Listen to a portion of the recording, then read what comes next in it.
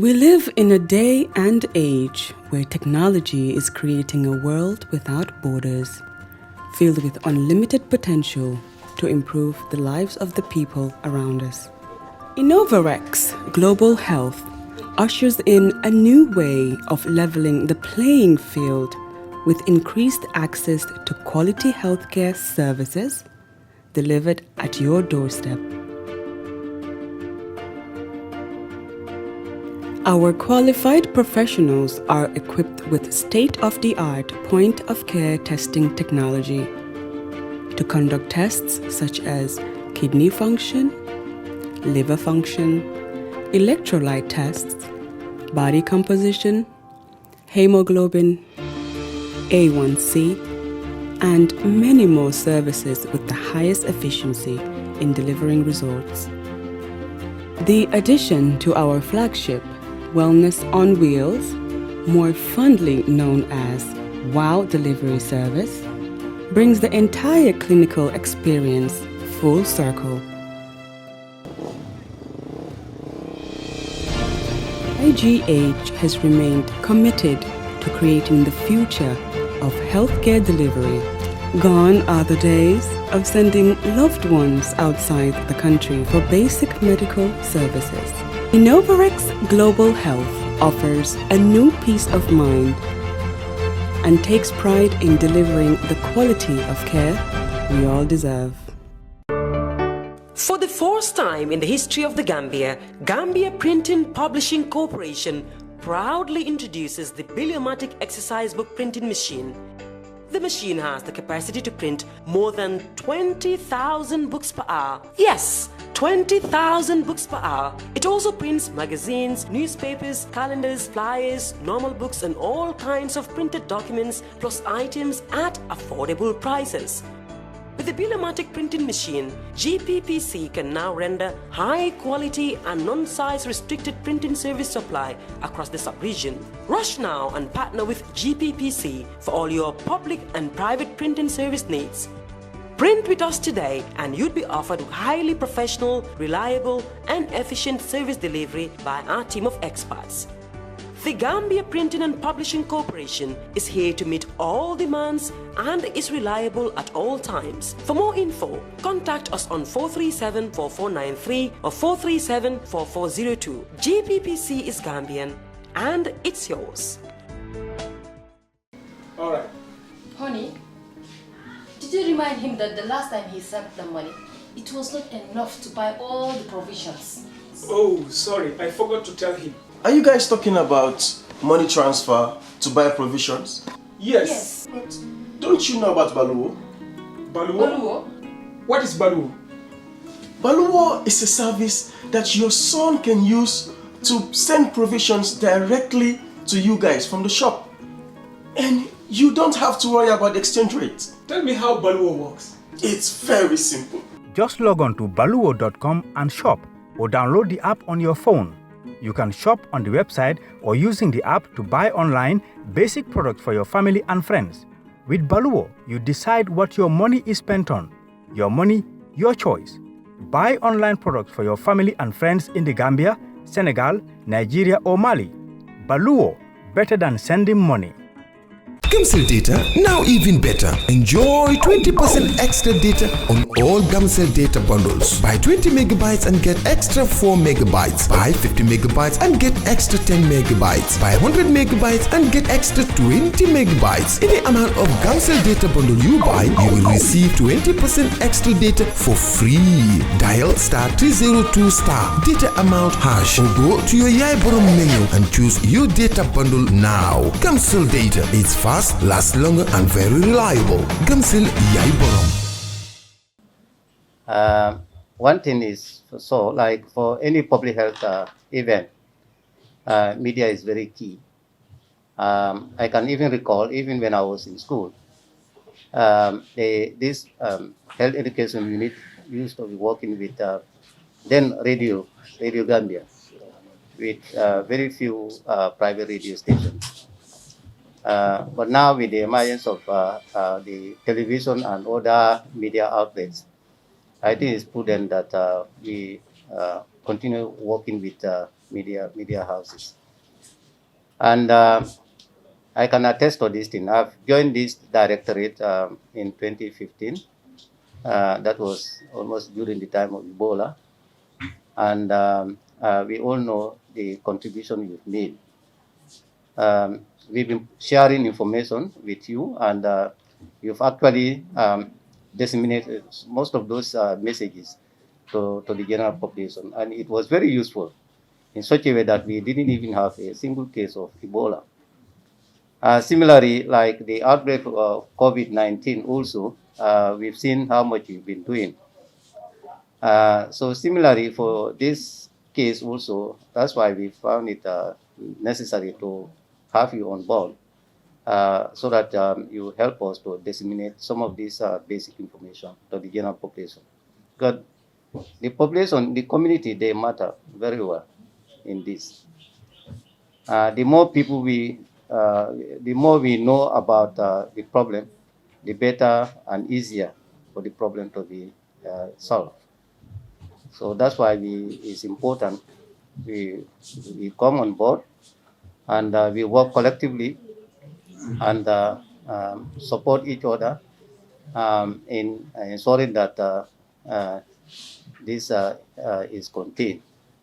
So we actually appreciate and we look forward to working with you.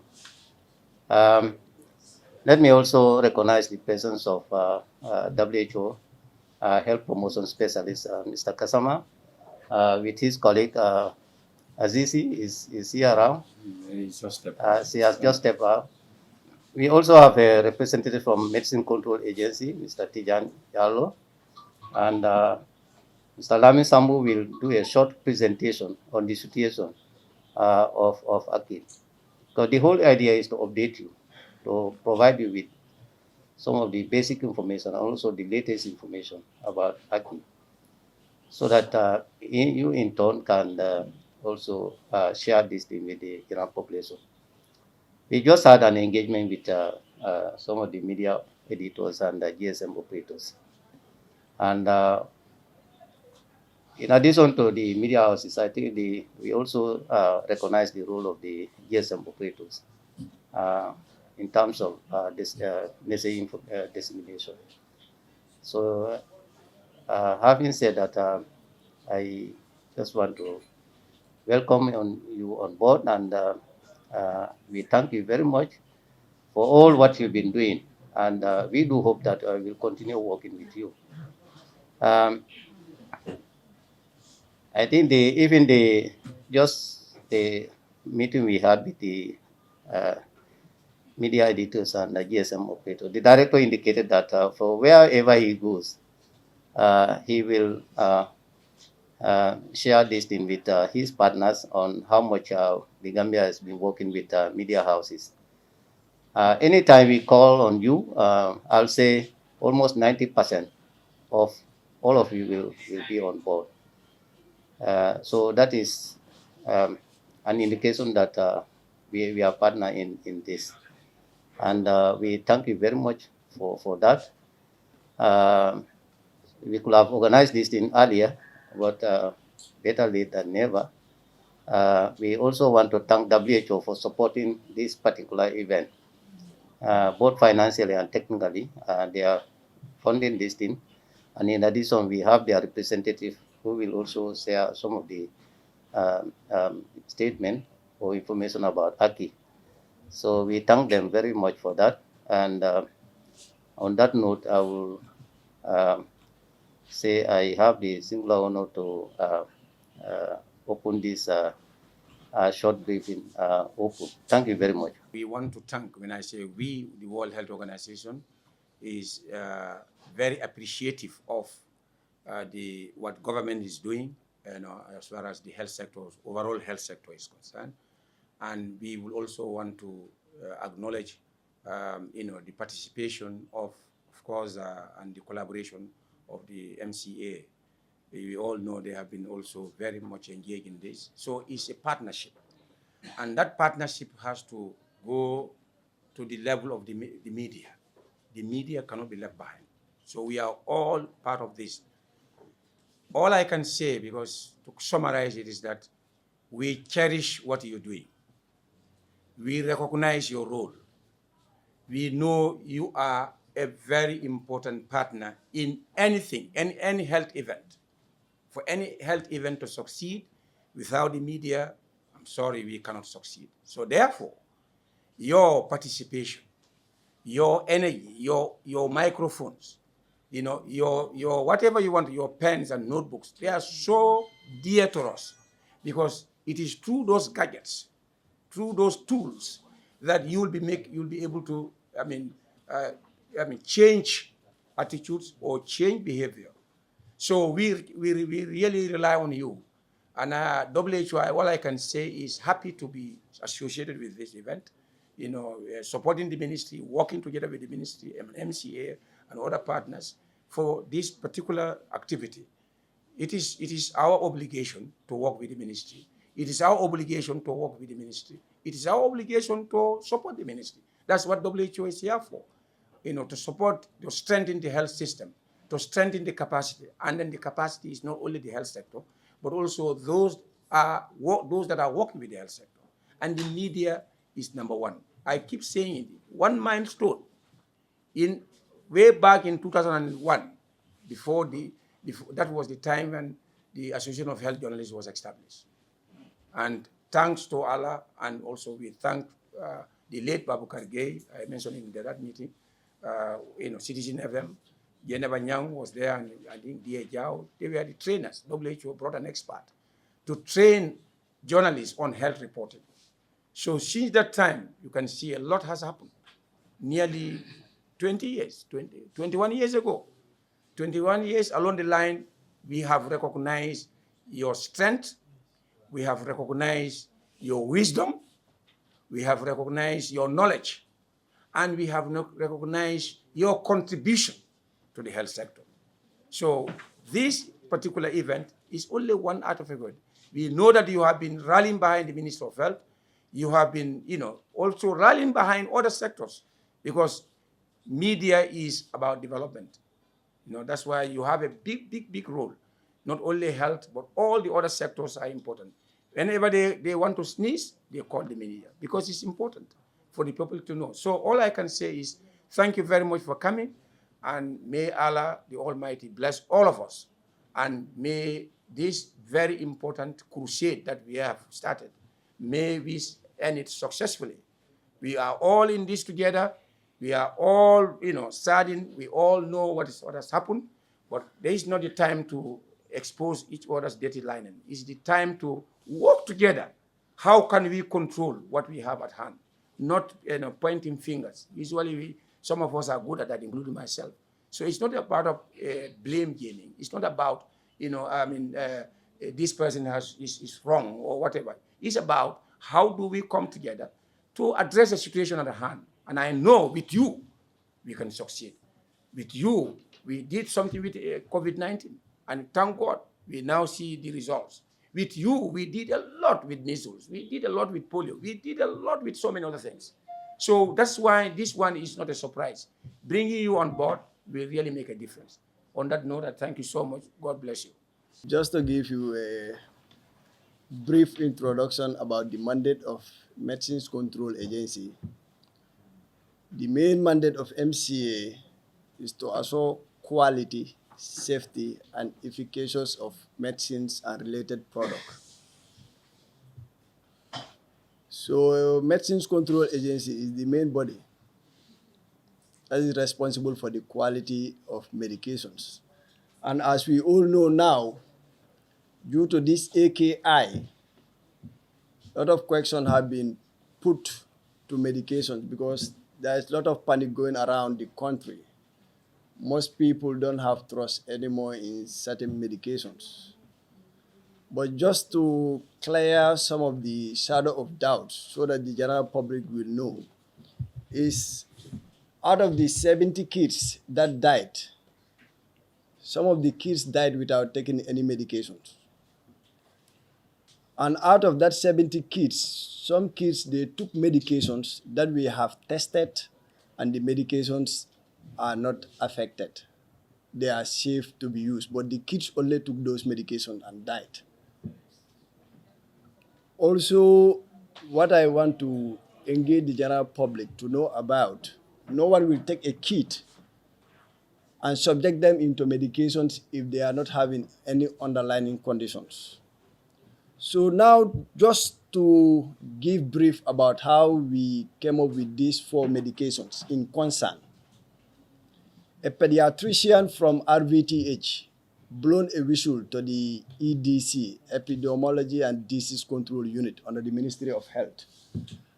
And they acted rapidly by engaging different stakeholders to come on board because people specialize on different areas. But as a team, we are all working to achieve a common goal, just to safeguard the general public. So when they engage the Medicines Control Agency, our contribution was to talk more on the medications, as the main mandate of MCA is about the quality, safety, and efficacy of medications. So one of the main concerns the pediatrician was talking day in, day out is about any kid that takes paracetamol is dying. So what we told her as an expert on medications, paracetamol toxicity, 99% of paracetamol toxicity affect the liver, and the other remaining percent goes to different parts. And this paracetamol toxicity is caused by either oxidation or hydrolysis. And this might be catalyzed by environmental factors. Some of these environmental factors are oxygen, light, humidity, temperature. These environmental factors, when a paracetamol is exposed to it, paracetamol is having an amide bond. That amide bond will be hydrolyzed. Then you will have para-aminophenol. That's what leads to paracetamol toxicity. But with no standing, because we are into quality of medication, we told them also you need to check in for residual solvent, because people use residual solvent as a vehicle in production of syrups.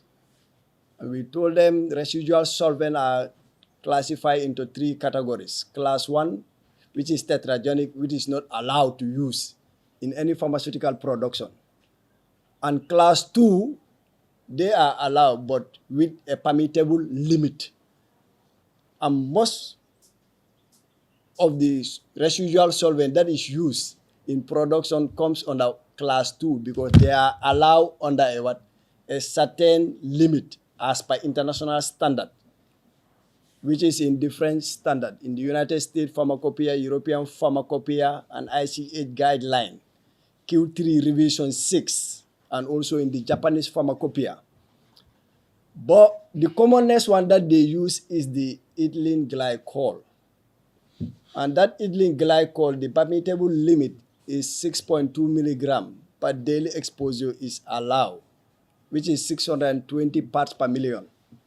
And the diethylene glycol, only 0.1% is allowed.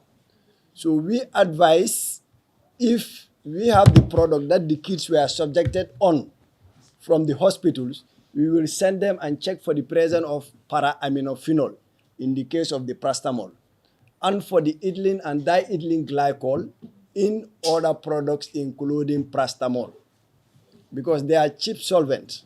And this ethylene and diethylene glycol, it is colorless, it is odorless, and it's having a very sweet taste.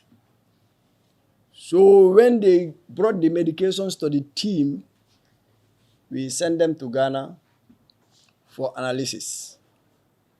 Out of the 9 products that were sent there, promethazine happened to contain ethylene and diethylene glycol. So based on that results, we sample other syrups. But we bear in mind, we know that promethazine that have the ethylene and diethylene glycol was manufactured by Medium Pharmaceuticals. So we collected all the syrup samples manufactured by Medium Pharmaceuticals, just to subject them to see whether they are all having those contaminated residual solvent. So when we send the products to Switzerland and France, we realized 3 cough syrups, including the promethazine, have this ethylene and diethylene glycol. So immediately, MCA engaged the wholesaler, and the party recalled all the medications to the various retail outlets, which is the pharmacy outlets and drugstores. Then the ministry also engaged on household recall to all the various 7 regions, which MCA are collating to know exact the number that we have recalled from all the various regions. Another thing that we also alluded to the team in science is evidence-based, and we cannot just narrow our angle only on medications because we were in the rainy seasons, and we know for the past 15 to 20 years, Gambia experienced the highest rainfall in this season. Because we realized 95% of the kids that died are from flooded areas. So some water sample, urine, blood samples were collected from kids that were showing the same signs and symptoms. So after analyzing those samples, 90 to 95% of those samples shows the presence of 6 different bacteria species and 3 different virus species. We also collected 3 samples from kids that are having the AKI. And out of those 3 kids, when we analyze their stool sample, all of them have bacteria present in their stool. But as we are talking, I am part of the task force that is investigating the causes of this AKI. Just to make it clear to the general public, we haven't concluded yet it is the medicine that causes it or it is these microorganisms that have caused it. We're working on causality assessment as we speak now. The kids that were subjected to medications, we're trying to establish each of the kids which medication they took. And as I made it clear, good number of kids died without taking any medications. Good number of kids died without taking any medication. Other kids, they died, the medication that they took, we have tested them and they are good. So we are working on that, but just to make it clear here, World Bank have pledged to establish a food and a medicine quality control lab. Because the main challenge of the country here, we don't have a quality control lab to ascertain any medicine that is coming into this country. So that's why when this medication came in, Medicines Control Agency is not having a lab to subject this product into analysis to detect the presence of these residual solvent. But with the help of World Bank now, preliminary work have already started. So we hope this AKI will never repeat in the country. So with the help of WHO too, they did their best to help and fund for us to send medicine samples into various countries. As I mentioned, highlighted earlier on, Ghana, Switzerland, and France. And as we speak now, we have tested 39 products, syrups, 39 products. And out of these 39, it's only 4 products that is contaminated.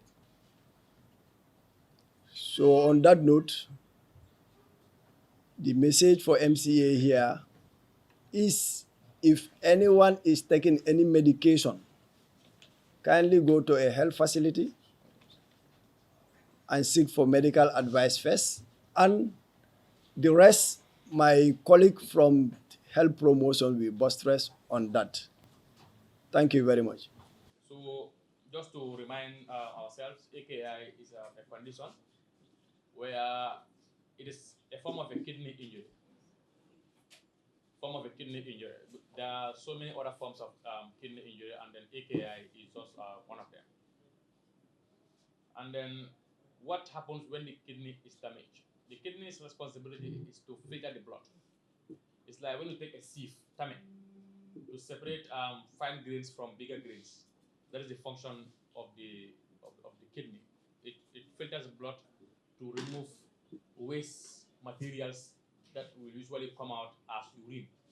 So when the kidney is damaged, it means urine cannot be manufactured by the body. And this is where the problem comes in, because the kidney filters the blood to remove the chemicals. If they stay there for a while, there is a chemical buildup. And once that is done, because the blood is found in throughout the body, all the organs of the body will start shutting down, and this will lead to the death of the individual. So AKI is sometimes reversible. That is, the kidney's functions can be restored, but in some cases the damage is permanent, and there cannot be any other work that can be done by the kidney. So what are the known causes of AKI in children? Mind you, these are just the general causes of AKI, because as of now, we cannot ascertain the actual cause of this AKI among these children, because we have to do a lot of studies to actually come out with that final information. But know that these are known causes of AKI globally. One of them is an infection. This infection is usually caused by a bacteria called E. coli. So E. coli is found in the environment. It can be found in water. It can be found in stool. It can be found in food, and then so many other places. So usually when care is not given, especially in the case of floods or poor personal hygiene or improper cooking of food, so on and so forth, AKI can actually cause an infection in the kidney that will lead to that permanent damage of the kidney. So another cause of AKI is certain medicines. Certain medicines have been linked, or so let's say certain chemicals that are found in medicines or certain ingredients in medicines are known to cause AKI. In the case of Gambia, our suspected chemical is DEG and EG. These, according to experts, are chemicals that are found in medicines in controlled limits or limited limits, if you permit me to say that. So, but whenever this chemical is found in higher concentrations, it can lead to serious damages. AKI can also be caused by when there is an obstruction or a blockage in the urinary tract. Urinary tract is the way that urine passes through. So whenever there is a blockage, and this is usually caused by a kidney stone. So when there's a kidney stone, there's a swelling around that region. As a result, the urinary tract is blocked. So because of that, the urine cannot be released from the body. Another cause can be certain chronic conditions can lead to the damage of the kidney. So for example, somebody who has HIV or other conditions, there is a lot of internal system damage. So once that occurs, the kidney is not spared. So as a result, the kidney cannot do its work. Chemicals are built up in the body, and then there is damage caused to the kidney. So the signs and symptoms. How do you know somebody has AKI? From the clinical manifestations, we've seen that all the kids that were diagnosed with AKI had some form of diarrhea. Some had vomiting, some had fever. These are the most common symptoms. But then as it progresses, because AKI does not just come like that, it goes from one stage to the other. But these are just the minor symptoms that may be observed. The complications can go to the child not being able to produce urine. Usually a child will urinate up to 2 or 3 times or 4 times in a day. We know how active children can urinate. But if you sit down and then see that your child has not urinated for a whole day, even an adult, usually you urinate up to 2 times in a day as an adult, let's say from morning to afternoon time. But if you stay for more than 6 hours, 7 hours, you don't urinate, you feel uncomfortable. And there's usually that pain around the lower abdomen, and this is usually very frustrating and very uncomfortable. So imagine a child not being able to urinate for 24 hours. You can imagine the excruciating pain they were going through when they had this condition. So another signs and symptom is the swelling of the legs, the ankles, and around the eyes. So these are the advanced stages of AKI. Once AKI is confirmed, the swelling of the legs will occur, the swelling of the other limbs, the swelling of the eyes, and then also you will observe shortness of breath. That is, the person may find it difficult to breathe properly, or there will be swelling in some organs, and then confusion is also very common, especially if this chemical DEG and EG is actually the cause of the AKI, the brain, or should I say the nerve cells are damaged. As a result, there's confusion, and this may even lead to total damage on the nervous system of that individual. So this is just a brief, let me say, a summary of the AKI situation in the Gambia. So the 26th of July, a case or cases of AKI was reported to the EDC. EDC is the country's epidemiology and disease control unit. So they observed that a lot of AKI cases among kids were being administered at the hospital, and they cannot understand this situation. So the EDC immediately did surveillance, and then actually understood that the first case of AKI was on the 27th. But when it was reported to the Ministry of Health, it was the 26th. So a 1 month retrospective study was done to be able to establish that yes, it was in June that the first case reported to the health facility was identified. So far, we have 82 cases, and then 70 deaths. 70 children unfortunately lost their lives, and then we have 12 of the 82 being recovered. 12 children have recovered, and they have the kidney functions have been restored, and they are actually living their lives. So, looking at the numbers, we have 82 cases altogether. 50 are males, and then 32 are females, and the age bracket is from less than 1 year to 7 years. So the youngest child was around 1 or 2 months, and the oldest is around 7 years. So we have cases throughout the country, except Farafenni area. That's the only area where we have no case. And to tell you why it may be difficult, unless we finish our studies to know why is Farafenni only area not to receive cases, but all the other parts of the country receive cases. The difference may be the number of cases that were recorded from those areas. So right now, the key messages. These are the messages that we want the media to get out there. We have done our, we are still doing working, we are still doing a lot of communication activities, but it may not be enough without the support of the media. So the people should get this information to know that maintaining personal hygiene is very important, since one of the causes of AKI may be E. coli, and E. coli is a bacteria, like I said earlier on. So to also avoid self-medication will be very important. We've seen that in the Gambia, once you are sick, the first thing you do is to ask your neighbor for leftover medicines. Medicines should only be taken when they are prescribed. Even doctors, when they are sick, if they are not specialists in that area, they seek advice from their colleagues. So we didn't, the other people, I think we should do the same. Before we go to the pharmacy to buy medicines, pharmacies are only used for dispensation. My MCA colleague will agree with me. They dispense medicines. Diagnosis. Okay, so pharmacies will dispense medicines. Hospitals will diagnose to tell you what is what condition do you have, and they will suggest the medicines that you should take. But we should avoid going to the pharmacies as our first point of call when we are sick or our family members are sick. That is something that we should take. Usually pharmacies will have what is called over-the-counter drugs. These medicines can be taken without prescription. But in this case of the AKI, what we want is, if every child is sick in your house, take them to the nearest health center. Don't take them to the pharmacies.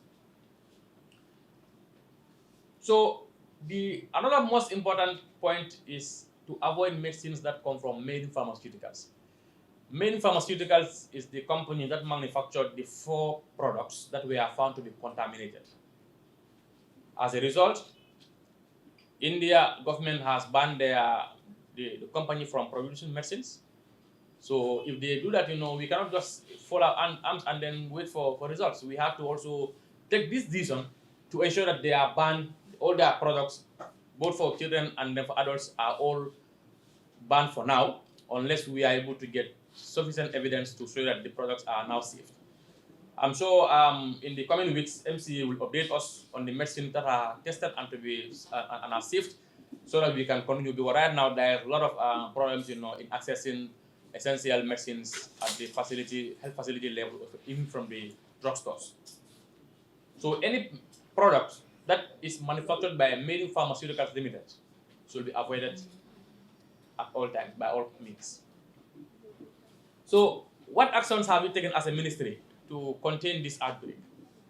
We did a lot of communications.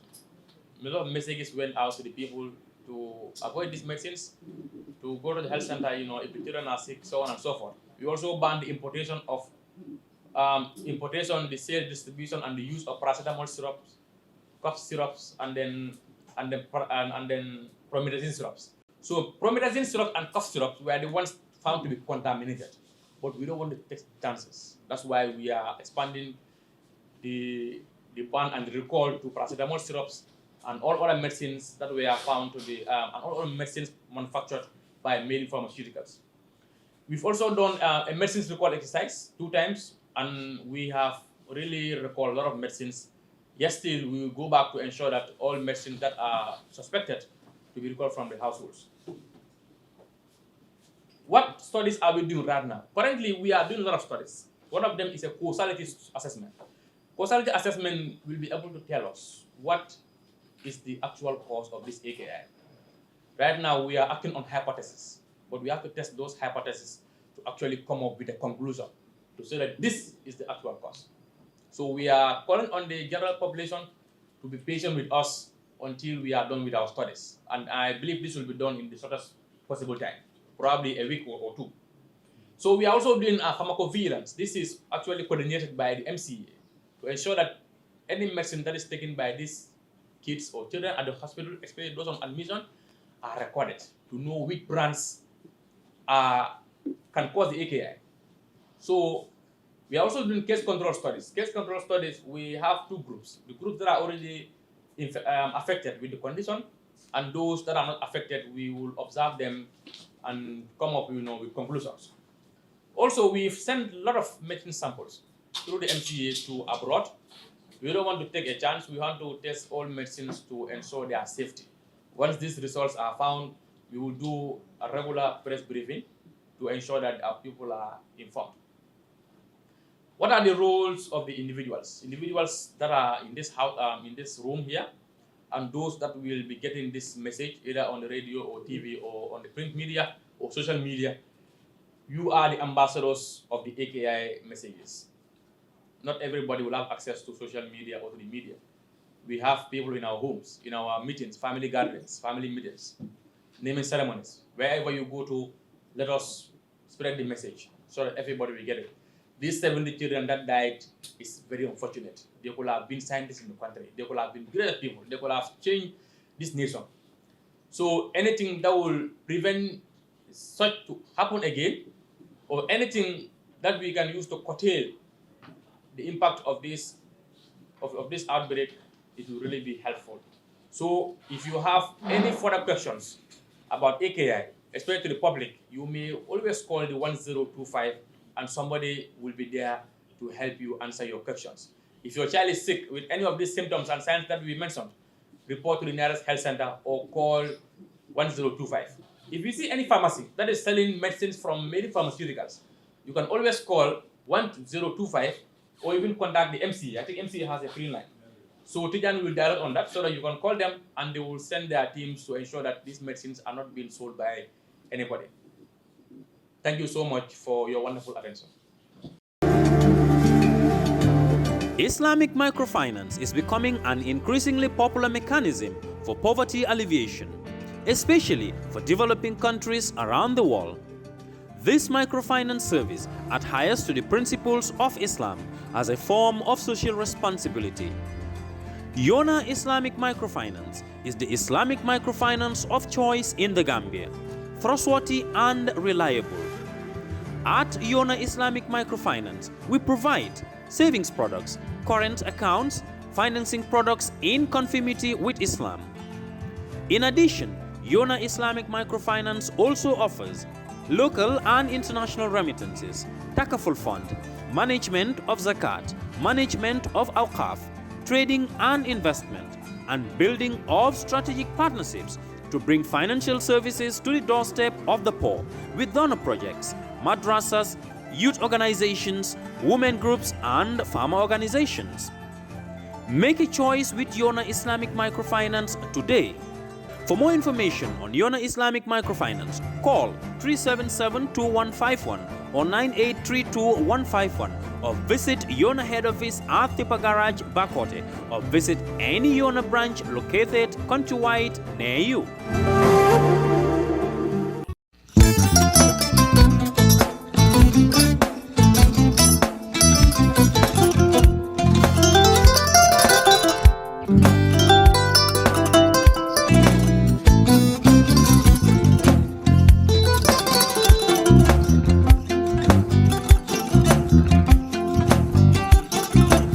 Agada. Mbijan raganyadi. Albaka. Mbaka important. Yo, nga transfer la sto. Ya transfer la sto. Ha, code nyenje. Okay. Korsa. Nsila ID soto. Ah, sa soto. Sorry. Agada. Mbijan bro. Albaka. Mbaka. Bara alla service o tariaka. Ah, mbare. Mo ki janna nun kunu bara tariaka. Ah, jannom Yona forest de bureau. Gambia tonkon na no mbari ya bere. Ha. Birim koyna fo kato. Bari si kodo kino kato ni fo bolong blabe. 56 branches mola sota Gambia jam. Ha? Ha. Gambia kono ani Gambia bantala bankol. Nka kodo kiya bere. Kodo sifa fo falindiro fo nyaadi lafta memmen na kodi to poto nin kodi maraw. Jannam number 1 di nyonta. Andum fana nata anoda enterprise sotale. Wolam nyindi ko domorol fana kol fana be firale de dadi man domorol dil fana beteat. Gambia dawda yalo ngam fa kendol sotale je. Ha wo mo yo diat ha. Apelenta baraka ni na lafta nyelen kendol e binaji. Yalo bukani la ko la baraka ba. Yalo ndel chosano lo. Abaraka.